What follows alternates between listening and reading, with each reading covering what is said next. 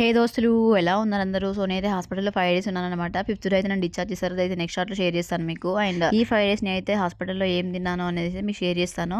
And నా food వచ్చేసరికి చాలామంది డెలివరీ అయిన తర్వాత పత్యం చేయాలంటారు కదా. సో ఆ పత్యానికి నేను కూడా బలైపోయాను అనమాట మా వాళ్ళ చేతిలో. ఇంకా సో అంటే మరీ అంత స్ట్రిక్ట్ పత్యం కూడా కాదు, కానీ పర్లేదు చేశాను ఇంకా కొంచెం అయితే. అండ్ ఇంకా డైలీ మార్నింగ్ అయితే ఇడ్లీ అనమాట, విత్ ఓన్లీ కారం పొడి అంతే. ఇంకా కారం పొడి అయితే అమ్మ ఇంటి దగ్గర మినపప్పు, ఎండుమిర్చి, వెల్లుల్లి అవన్నీ అయితే ప్రిపేర్ చేసింది అనమాట. సో ఆ కారం పొడి అయితే తిన్నాను. ఇడ్లీ అయితే పల్లి చట్నీ వచ్చిన డాక్టర్స్ చెప్తారు, అని నాకు కూడా తెలుసు మంచిగా ప్రోటీన్ ఉంటుంది అనేసి.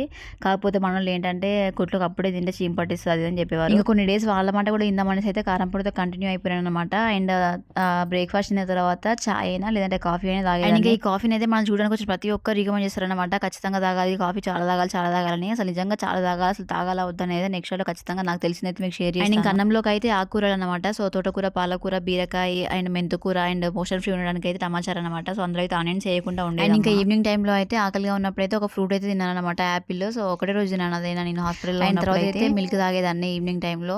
అండ్ నైట్ అయితే ఒకవేళ అన్నం తినాలనిపిస్తే అన్నము, లేదంటే మళ్ళీ ఇల్లు దగ్గర ఉంది కాబట్టి మళ్ళీ మా అమ్మ ఫ్రెష్గా మళ్ళీ ఇడ్లీ అయితే తీసుకొచ్చేది అనమాట. సో ఆ ఇడ్లీ అయితే తిని పడుకుని. అండ్ ఇంకా చాలా మంది పాలలో బ్రెడ్ ముంచుకుని తినండి మంచిగా పాలు పడతాయి అని చెప్తారు. పాలు పడడం ఏమో కానీ బ్రెడ్ లో ఎక్కువ మైదా ఉంటుంది కాబట్టి అసలు మోషన్ ఫ్రీ ఉండదు. సో నాకైతే పర్సనల్ గా అస్సలు పడదు అనమాట బ్రెడ్ కి నాకు. సో సివియర్ కాన్స్టిపేషన్ అయితే ఉంటుంది నాకు ఆ బ్రెడ్ తిన్నప్పుడు. కాకపోతే ఇంకా లాస్ట్ చాయిస్ లో అసలు ఏం లేదు, ఇంకా తినాలి ఆకలి అవుతుంది అనే మూమెంట్ లో అయితే ఇంకా నేను బ్రెడ్ అయితే తిన్నాను. అండ్ ఇంకా ఈ ఫుడ్ తో పాటు daily 3 to 4 litres of water and మంచి నిద్ర అయితే చాలా ఇంపార్టెంట్ అనమాట. సో నేను హాస్పిటల్లో జెన్యున్ గా తీసుకున్న ఫుడ్ అయితే మీతో షేర్ చేశాను. ఎలా అనిపించింది అనేది కామెంట్ లో షేర్ చేయండి. అండ్ వీడియో నచ్చితే మాత్రం ప్లీజ్ లైక్ అండ్ సబ్స్క్రైబ్.